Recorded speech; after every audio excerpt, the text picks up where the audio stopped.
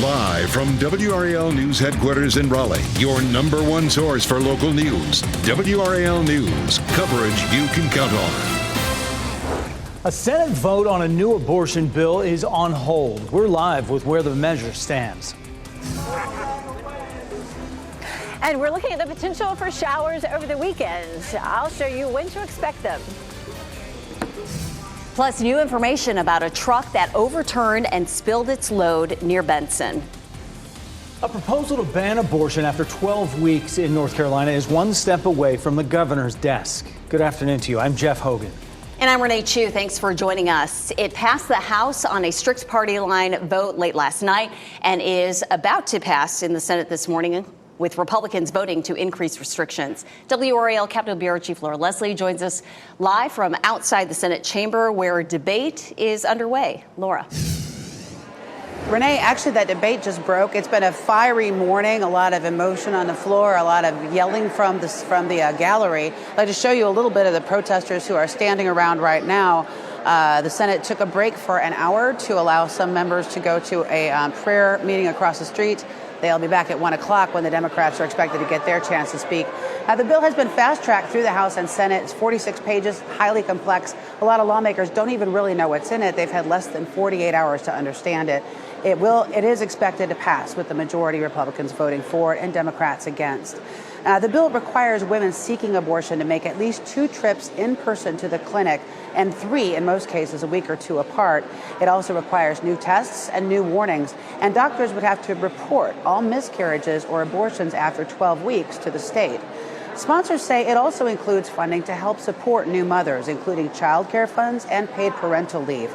Senator Amy Galey is one of the sponsors. She says she used to be pro-choice until she carried her first child. When do you Democrats say that life begins?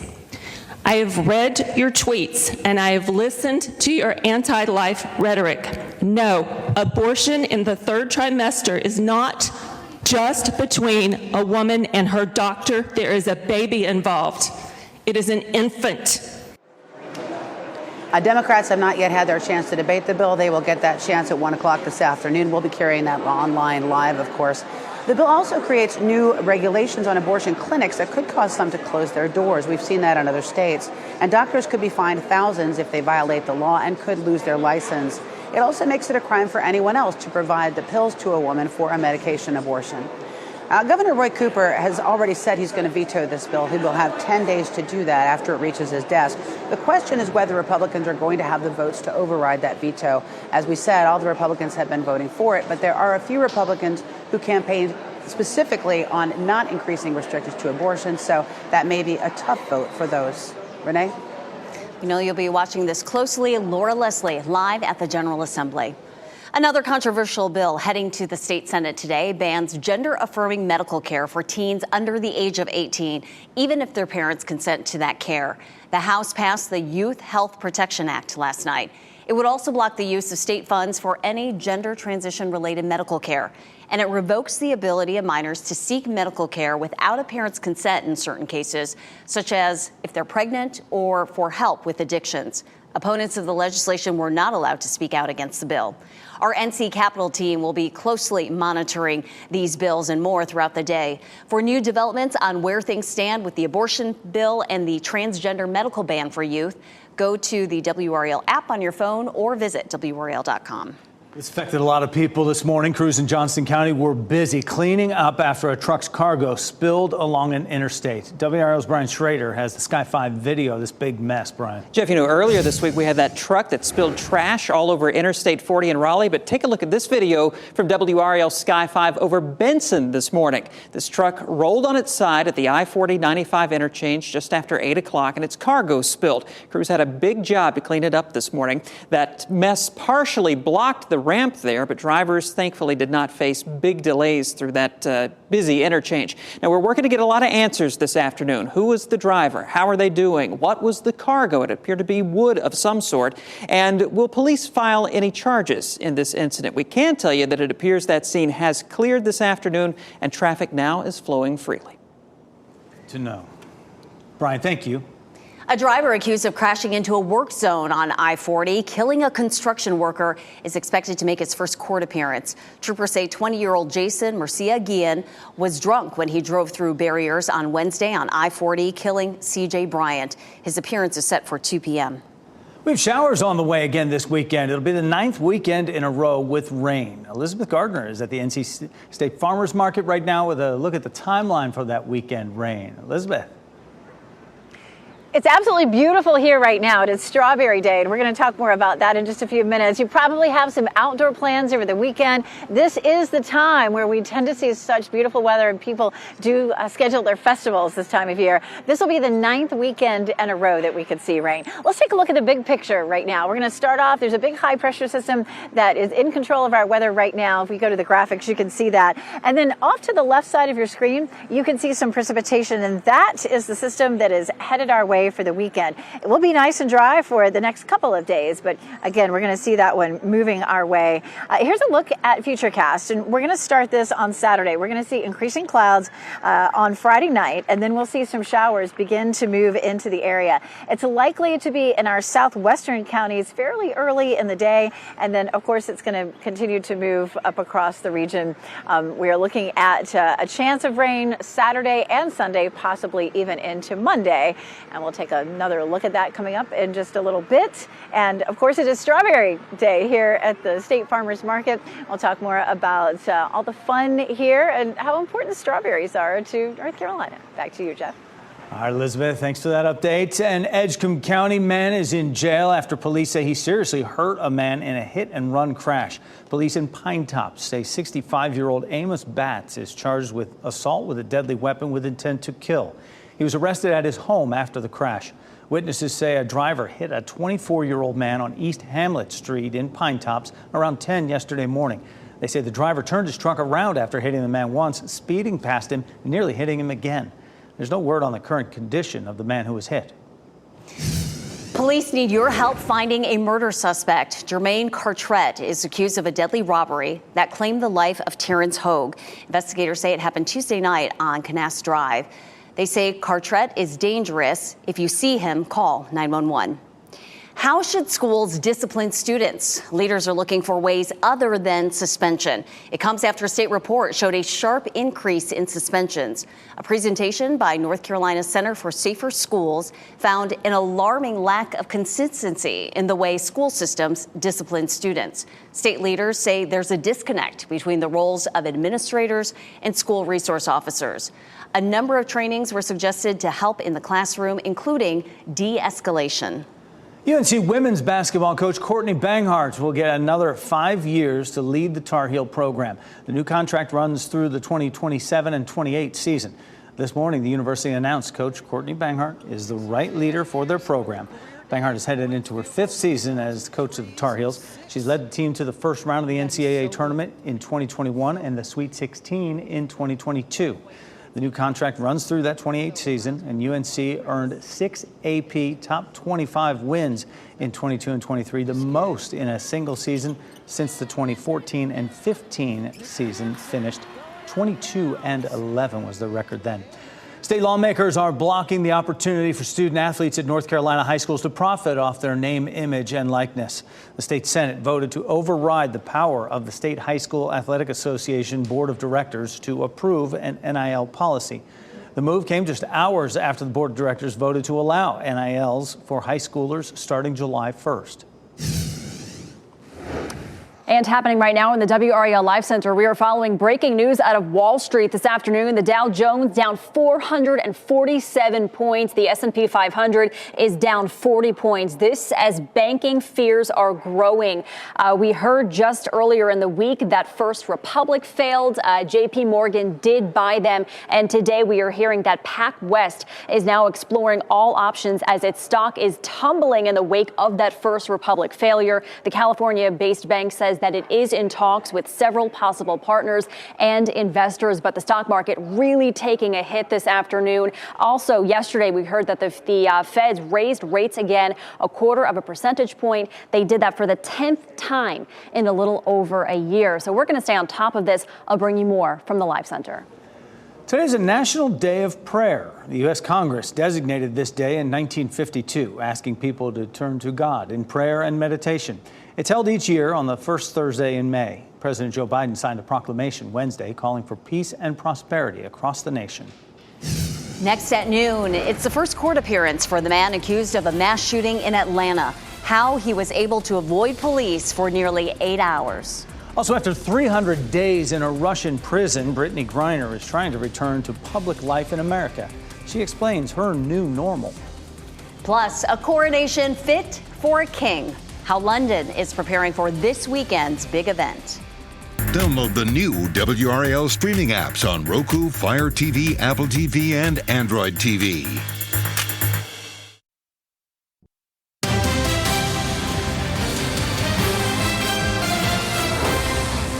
The 24-year-old man accused of opening fire on a medical center in Atlanta appeared in court today. He was arrested Wednesday night after an hours-long manhunt.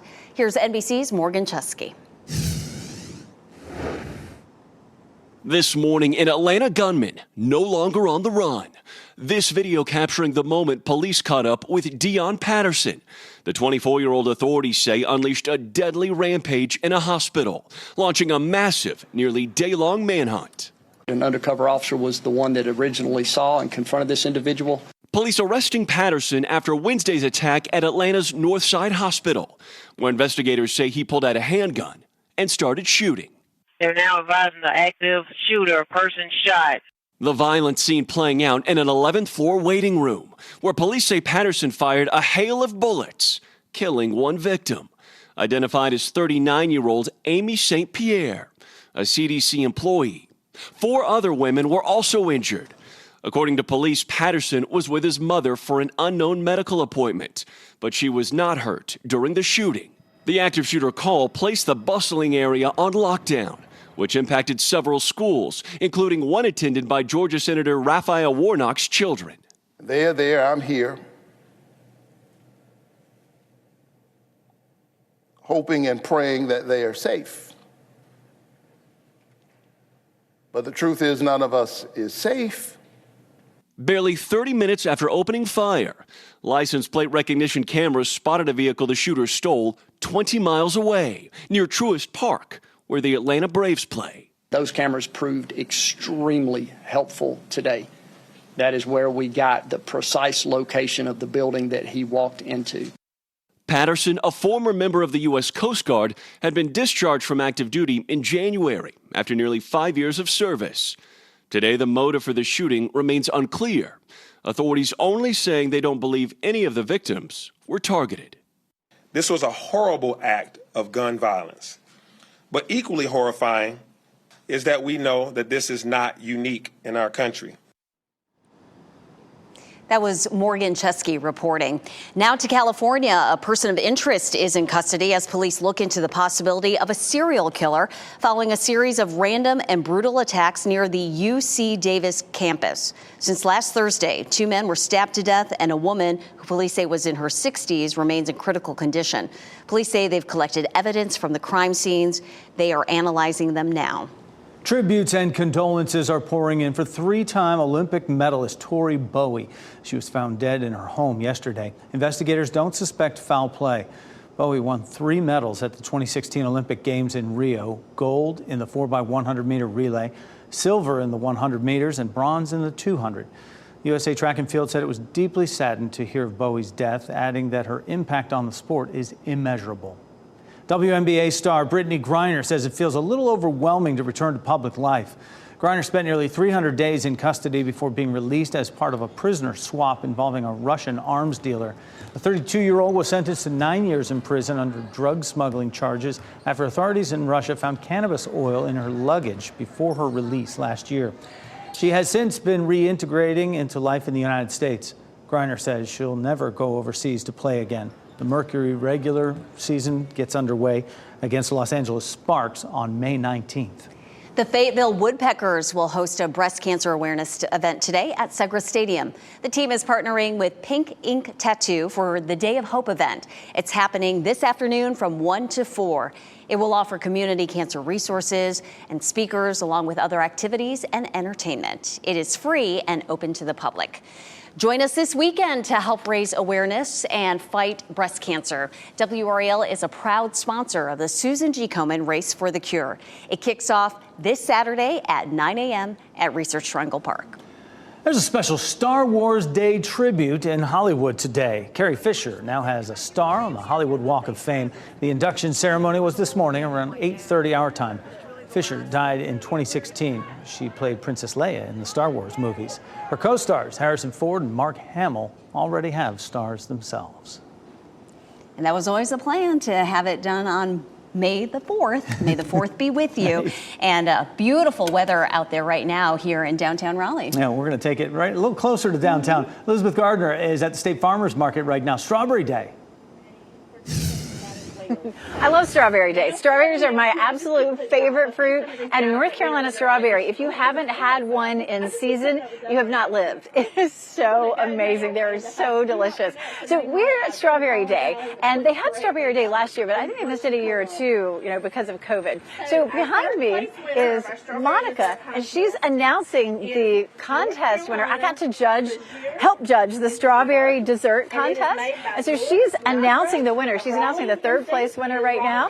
The strawberry desserts were amazing. So we do that up in the office, and then everybody comes down here and hangs out at the event center and tries some strawberry desserts. And there's a band. We'll probably get to hear from the band maybe coming up in a little bit. But Monica is so great about helping us with everything we need to know about Strawberry Day and strawberries in North Carolina. North Carolina is fourth in the nation in terms of strawberry production. So a fun event. You can see everybody's got a big smile on their face on this absolutely beautiful day. Let's take a look at what temperatures are. It feels phenomenal out here. Definitely our dew point's down at 38. It's not humid at all. 63 degrees is our current temperature. And we're looking at our temperature climbing up to 71 degrees this afternoon. So it's definitely going to be a nice one.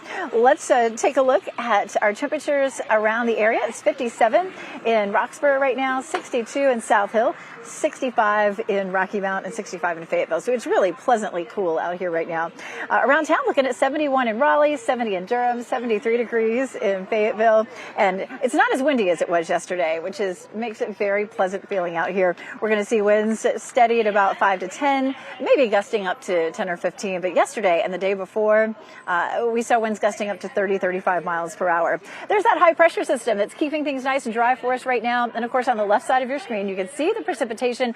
That is our system that's headed our way for the weekend. Let's roll through and take a look at Futurecast and talk about today all the way through Saturday. This is a look at our new high-res version of Futurecast.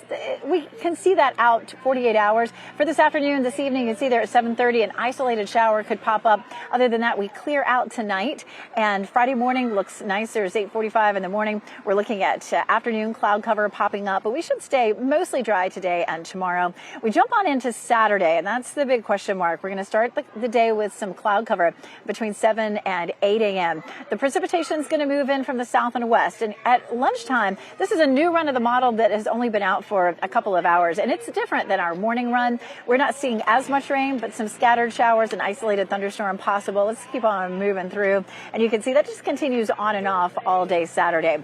We're looking at the potential for a few isolated showers again on Sunday as well. We're going to go over Sunday coming up in just a bit. We are a proud sponsor of the Ham and Yam Festival. I tell you what, this time of year, everything is happening. This afternoon, or in the afternoon, Saturday is when we'll have the best chance of seeing a few scattered showers. Temperatures on Saturday will be in the upper 60s. You see the pink ribbon there? Of course, Race for the Cure. We are a proud sponsor of that on Saturday. Coming up, I'm going to go over the forecast for that. It's looking better with the potential for rain not coming in until, of course, later on. So looking good there for us. As we get into early next week, we warm up into the 80s. I tell you what, though, being out here with 60s and low humidity, the weather is phenomenal. So we have the Kudzu Ramblers that are going to come up and play again in a little bit, and we'll show you that coming up, and we'll also walk through Sunday's chance for rain. Back to you. And all the thousands of folks, Elizabeth, who are out at that Komen Race for the Cure Saturday will be glad to hear that. They'll be tuned into it. Thank you. Yes, the weekend will not be a washout.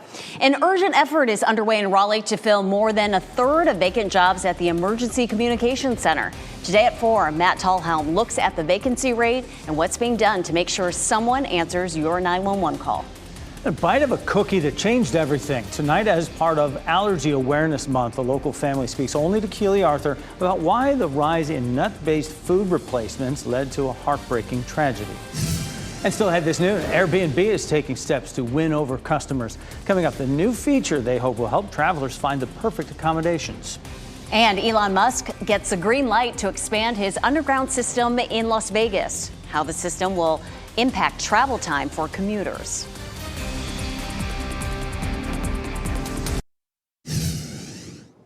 We're following breaking news here at 12:23. I want to take you to Apex, where we have a crash that has closed both lanes of US 1 northbound right around the Friendship Road Bridge area. This is not too far from New Hill Holloman Road, heading from that interchange out toward the 540 interchange. A look at that live camera shows where they have that vehicle that is overturned there, and the two lanes are blocked. Traffic is getting by right now on that right shoulder, but you need to try to avoid US 1 northbound if you can this afternoon. DOT estimates it may be 1 or 2 o'clock before they are able to open all of those lanes of US 1 northbound. So this is leaving New Hill, heading into Apex.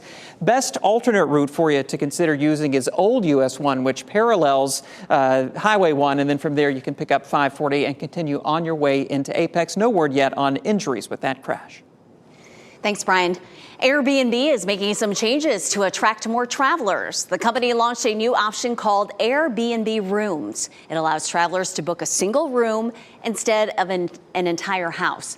Airbnb says the new feature is more affordable and allows travelers to search for specific private rooms. They also announced a new section known as Host Passport that provides more information about the host. You might notice a spike in your car insurance as a result of all this inflation. Some of the nation's biggest insurers say the price hike is not good for business. Wall Street Journal reports Allstate suffered major losses as rates increased more than 8% across 28 states just this year. Progressive premium rates rose 4% so far this year. The rise in rates is a direct impact of higher-priced auto parts, severe weather, and longer repairs due to a worker shortage. Officials in Nevada have approved a plan to expand the underground Las Vegas Loop.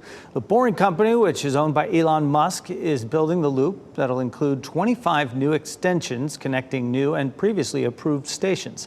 Individual stations still have to be reviewed with future land use applications. The loop currently links the 3 halls of the Convention Center and Resorts World Las Vegas. A number of TurboTax customers in North Carolina can expect checks in their mailbox this month. We'll tell you why. And Jay Gray reports from London about the final preparations for the first coronation in England in 7 decades. First, here's a look at your winning lottery numbers. Stay with us.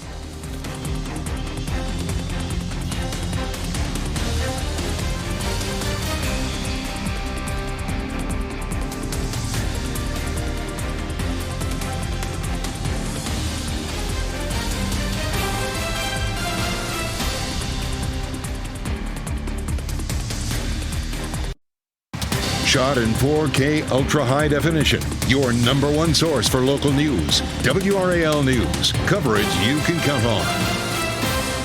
Excitement is building in London today as the city is working through its final preparations for a celebration unlike anything they have seen there in more than 70 years. Festivals, parades, a massive concert, all centered around this weekend's coronation of King Charles III. Jay Gray has more on those preparations.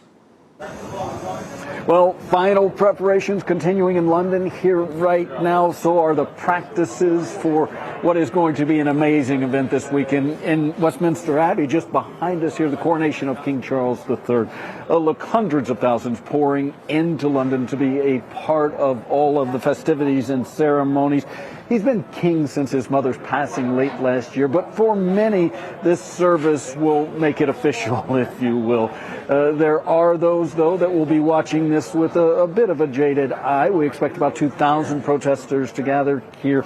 They're anti-monarchy protesters, people who believe perhaps the monarchy has outlived its relevance here in the UK. They will be greatly outnumbered by those that are gathering, again, to be a part of history, to see all of the festivities here and just take in what is an event that we haven't seen in more than 70 years with the long reign of Charles's mother before her passing late last next year. Should be a fantastic time. We'll continue to monitor everything going on during the final preparation and practices. But for now, I'm Jay Gray in London. Back to you. Jay, thank you. And Saturday morning, WRAL will carry NBC's coverage of the coronation of King Charles from 5 to 10. Our local news will air from 6 to 8 on Fox 50, and then after the special coverage on WRAL. Your Duke Energy bill will likely be going up. The question is by how much? State utility regulators will meet today to talk about how much the utility should be allowed to raise electricity rates. Last week, Duke Energy announced a partial settlement with the State Utilities Commission public staff that would reduce the company's original request to raise rates by over 16% over the next 3 years. The recalculation of the rate hike has not yet been decided. You know, we know that we need to do everything we can to manage our costs, to keep those costs as low as possible. But we also have to prepare the grid. We're seeing storms increasing in frequency and severity in our state. And that expectation for reliable service and resiliency to get power restored is very, very high among customers. Duke Energy says the largest increase would be the first year of the 3-year period. The proposed increase would hike bills by about $25 per every 1,000 kilowatt hours used. North Carolinians who were tricked into paying for free tax services by TurboTax will soon be getting checks from the company's owner, Intuit. This is a result of a $141 million multi-state settlement reached in May of last year. Attorney General Josh Stein was part of the executive committee of states investigating Intuit. Eligible consumers will get an email notification and receive their checks in the mail this month.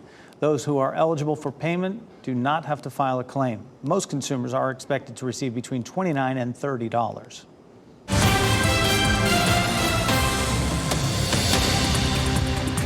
Our county-by-county coverage takes us to Orange, Nash, and Wilson counties. Let's start in Orange. Lane closures are in place at the I-85 North I-40 split in Orange County.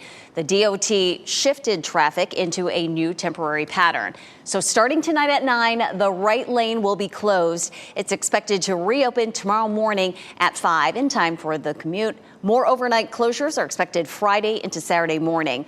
This is all part of a widening project where crews are building a third lane to improve traffic flow and safety. Nash County School Board members are holding a special meeting at 4 this afternoon for a vote on a resolution to oppose a state Senate bill. The bill calls for the redistricting of the school board following the separation of the Edgecombe County and Nash County school systems. Opponents say the redistricting could lead to a loss of black representation on the school board. The Wilson Human Relations Commission is asking county commissioners to remove a Confederate monument in the county courthouse square. The stone monument, erected in 1926, pays tribute to veterans.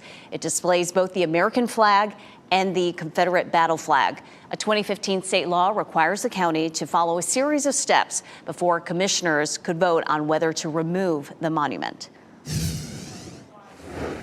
And happening right now in the WRAL Live Center, we have new information on a story we've been following closely involving Alder Maureen Sotelo, the man accused in the murder of Wake County Deputy Ned Bird. The Piedmont Regional Jail, where he escaped from, wants to clarify certain information this afternoon. They say while it's true that the Jail Authority Board has discussed door lock replacement in previous meetings, they were referring to interior doors in a different housing pod from which the inmate escaped. They also say the car was not parked on jail property, but rather in a lot off-site. The FBI is offering $70,000 to any information that leads them to Sotelo. Thanks, Michelle. Treating fibroids without surgery, the new medication that could be a game changer for many women. And the next time you go to the doctor's office or end up in the hospital, you may not have a friendly face to help you. Why a third of nurses say they are ready to quit.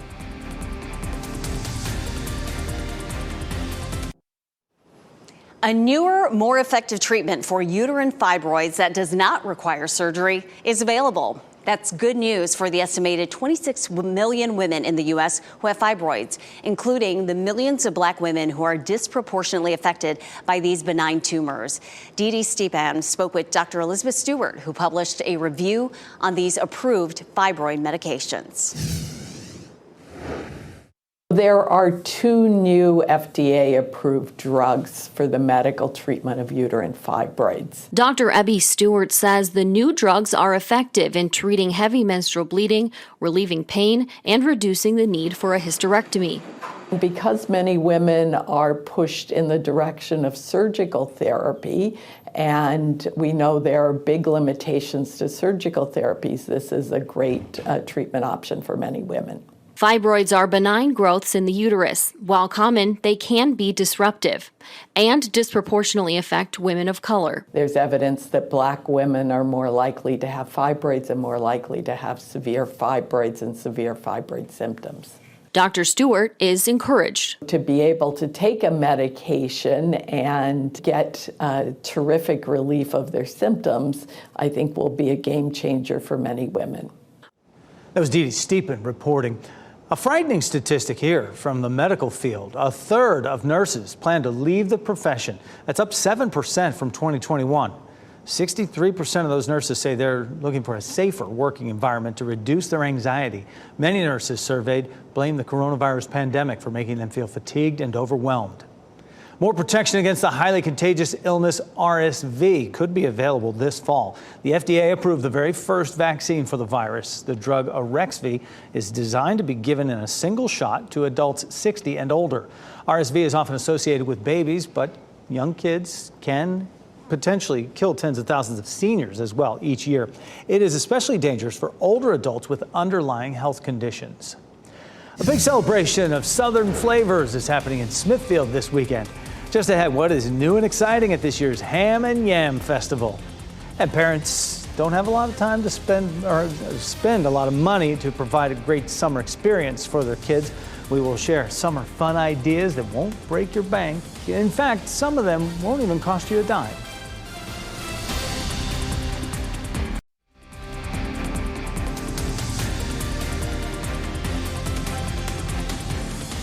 Welcome back this noon. Here's a live look at Carolina Beach right now. Almost looks like the Caribbean with that blue water out there. So beautiful. Some folks enjoying it. Bit of a cool breeze off the water, though. It's in the upper 60s there. As you watch WRAL News, available on YouTube TV and the WRAL app on your TV or streaming device. It is lunchtime, and don't ham biscuits sound good, huh? If that sounds good, we've got some here, and you can get your fix at this weekend's festival, the Ham and Yam Festival, going on in Johnston County tomorrow. And here to tell us about on Saturday, and here to tell us about the event are Sloan Stevens as well as Sarah Edwards. Great to have you both here. The Ham and Yam Festival, love saying it, love the rhyme. Sarah, first tell us about the history behind the whole festival. Sure. This is the 37th annual Ham and Yam Festival. It got its start back in the 80s, and it started as a competition between the Smithfield, North Carolina ham producers and the Smithfield, Virginia ham producers. And they came down, and there was a competition for a few years, and we kept winning, so they stopped coming. And we've continued the celebration since then. Obviously celebrating ham, but also yams. Johnston County is the top producer of sweet potatoes, so it celebrates our agricultural history. So there will be food, live entertainment, lots of fun for the whole family, Absolutely. right? It's a great day for the whole family. And Sloan, tell us about your business and how you guys got involved with this festival. Yes, ma'am. So we've been involved with it since its inception. We were one of the original 5 country ham producers in Johnston County who competed in this competition, and my grandfather was one of the original guys, and it's kind of a generational event, and I'm happy to keep it going. Great event for the families. Country Ham Biscuits from the Kiwanis Club is one of the main draws, along with all our other vendors and agriculture. Just want to promote the town and agriculture in Johnston County.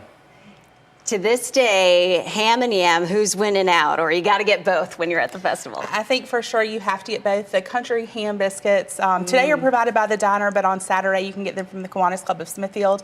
They always have a line. They're professionals though, and they move people through quickly. But there are lots of sweet potato foods too. We'll have pies and cakes and sweet potato ice cream. So lots of good opportunities to try both. A lot of good eats. Absolutely. What's new this year that's happening, or how are you expanding the festival? Sure, we've got more vendors this year than we had last year, a great mix of artists and makers and crafters, but also some local nonprofit organizations and commercial businesses as well. And then we've got a great lineup of entertainment. We always do, but this year we are proud to have All My Rowdy Friends, which is the one and only ultimate Hank Williams Jr. tribute band. We'll have some other local flavor throughout the day, everything from Motown and soul to reggae to rock and country. There's literally something for everyone at the Ham and Yam Festival. And for those who have never been to the Ham and Yam Festival, what would you say is your big recommendation for this? Well, obviously the country ham biscuits, but got to get your yeah, but there's lots of other 130 vendors I think this year, and downtown Smithfield has opened up a brand new amphitheater. Actually, Friday night a free concert put on by the town of Smithfield, and with going into the Ham and Yam on Saturday. So there's plenty going on in Smithfield. Come out and see us. We love to have everybody. Bring your family, bring your appetite. Yep, that's right. This Saturday, the Ham and Yam Festival. WRAL is a proud community sponsor. We hope to see you out there this Saturday. Thank you so much for talking with us. And Jeff, I'll save you maybe a biscuit. Yeah, hey, distract them and snag a few of those and bring them back in the studio here. All right. Renee, thank you. There you go. Bring it on back in here. And we have strawberries for desserts because Elizabeth Gardner is at the NC State Farmers Market right now, bringing us this beautiful day and the great story of the strawberries there, Elizabeth. You're going to let Renee run off with those ham biscuits? That was so funny. And let me introduce the Kudzu Ramblers. A lot of these guys and gals are actually NC State professors, and the NC State clogging team was out here just a little while ago. But they sound fantastic. Great little bluegrass band. Of course, we're out here at the State Farmers Market. Strawberry Day. I've been to Strawberry Day probably more times than I can possibly count, and I don't remember live music, so this is so much fun. I want to introduce you to somebody else. Let's come over here. So it's been busy here today. Look, we've got Susie Strawberry over here. Say hello, Susie Strawberry. She's been over here taking pictures with everybody. Strawberries, of course, are in season right now. It was a bit of a rough year for the strawberries, though. It got so warm in February that they started to bloom, and then it got cold in March. And so the season, in terms of being able to find strawberries that are fresh North Carolina strawberries, will probably run through the end of the month, maybe into early June. So you don't want to miss it. It's absolutely delicious. It's such a fantastic day, too. Let's take a look outside. We've got our 4 cameras to take a look at, and you can see, of course, Fayetteville looking beautiful, Apex, Chapel Hill, all looking absolutely gorgeous right now. We've been talking about that rain that's in our forecast for the weekend, and I promised you that we would walk through Sunday, so that's what we'll do. Wanted to set the stage, though, again for you, that high pressure system. That's what's bringing us all the sunshine right now. And then on the left side of your screen, we have the rain that will roll in on Saturday. And we're going to have a couple of disturbances that affect us. We're just going to go ahead and start with Saturday because we know today and tomorrow are going to be beautiful, minus just a few afternoon clouds. So in the morning Saturday, you can see that it's cloudy. We'll roll it ahead, and we're likely to see the rain edging into the south and western portion of the viewing area first. And for things like the race for the cure, that's pretty good news if nothing changes. Now, we'll still get a lot of runs of the computer models in between now and Saturday morning, so keep checking back. But this is looking a lot more scattered than it was with the previous run. It does look like we'll see scattered showers on and off all day Saturday, and then we have to transition to the long-range model, and this is going to be a little blobbier looking. Tomorrow we'll have the high-resolution model, and we'll be able to really fine-tune it for Sunday too. But here's 8 a.m. Sunday, looking at some cloudy skies, and in the afternoon, a few showers pop up.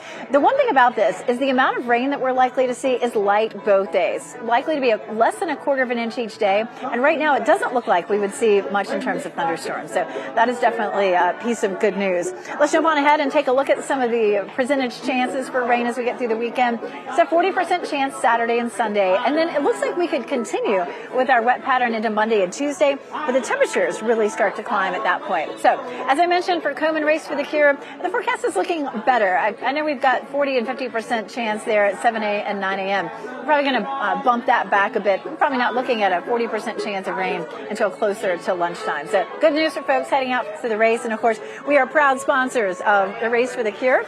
Chance of some showers linger into Monday and Tuesday, and our temperatures really start to climb. We're looking at highs in the 80s. Okay, I got to have some of this. Oh, this looks fantastic. Can I just grab one? Awesome. And these are just plain strawberries. Plain strawberries. Yes, if you don't want copper. I got both. I mean, Renee was running off with a giant plate of ham biscuits. I can have 2 cups of strawberries, right?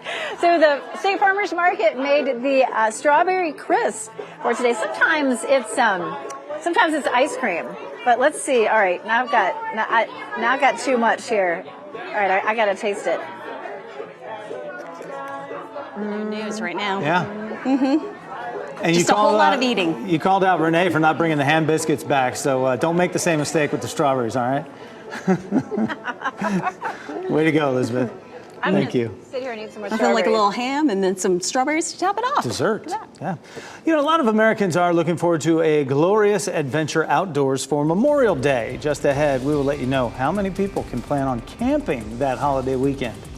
First, here's a look at your winning Powerball numbers. We have 21, 26, 30, 45, 47. The Powerball is 23. The multiplier is 3.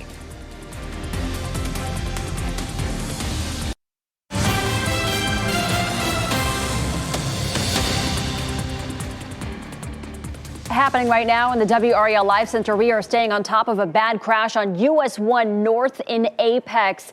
This is the scene from Sky 5. This is US 1 North in Apex. The road is closed after exit 89, which is New Hill Holloman Road. As you can see, it's a long line of traffic. Lanes have been reduced to 1. Once you get up to that crash, it is 2 lanes. It is reduced to 1 lane. We are working to learn if anybody was hurt, how many people were in this car, and how this happened. We're going to stay on top of this, and you can look for updates on our website. That's WRAL.com.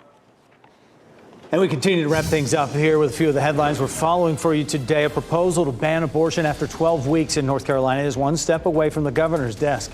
The state Senate is poised to vote on the measure this afternoon. Governor Roy Cooper has already said he will veto the bill. He will have 10 days to do that. Whether Republicans will have the votes to override that veto is an open question. A driver accused of crashing into a work zone on I-40, killing a construction worker, is expected to make its first court appearance this afternoon. Troopers say 20-year-old Jason Murcia Guillen was impaired when he drove through barriers on Wednesday, killing C.J. Bryant. His appearance is set for 2 this afternoon. Summer is right around the corner, and many people are looking forward to going camping. About 23 million households are planning to go camping Memorial Day weekend. 38% of people say they will enjoy the activity as an affordable way to travel, despite economic hardships. 40% of people say they prefer a more luxurious version of camping, known as glamping. It's certainly gained more popularity over the years. And this as Americans are headed into summer with some strained wallets due to inflation. There are some ways to still have fun on a budget. First, start looking for cheap or free events in your city. Consider a local library, parks, or gardens. You can also get membership to the zoo, aquarium, or museum, and make several visits all summer long. If you're determined to travel, look for a location nearby and divide the expenses with friends and family. Our pet of the day from the Wake County SPCA is sure to melt your heart. Look at this face. This is Scarlett, 6 years old, spayed female dog, weighs in almost 50 pounds. Scarlett is a lively, bouncy girl looking for somebody who can keep up with her. She appears to be good with other dogs and is also super social and loves people. To get more information about Scarlett, visit spcawake.org. Aw. She has a face that says, adopt me. Yeah, and inquisitive looking there. And today, without the wind out there, would be a great day for a dog walk, certainly. Yes, much more enjoyable when you don't have all those wind gusts and that sunshine out there. NBC News Daily is next on WRAL, your next local news update in 30 minutes. And you can always get breaking news updates anytime with our WRAL News app. Have a great Thursday. Keep watching WRAL News over the air Channel 34 and Spectrum Channel 1257.